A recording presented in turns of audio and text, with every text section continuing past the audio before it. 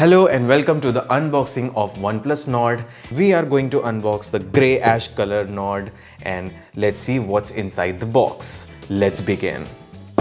We will unwrap it and oh, you can see the 3D print of Nord on the box, and it's black in color. It's something different from every regular OnePlus box, and this variant is 12GB plus 256GB with grey ash color. Let's unbox it. And as you open up the box, you find the OnePlus Nord itself. We will take this out and oh my god, what a brilliant color.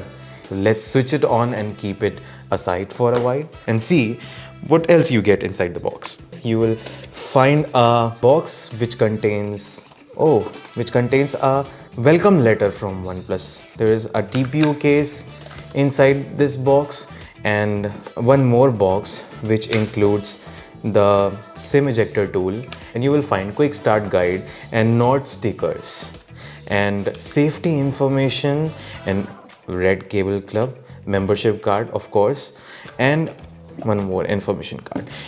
You will find a 30T WAP charger inside the box, and also you get the regular Type-C cable. That's all you get inside the box of OnePlus Nord. Thank you for watching.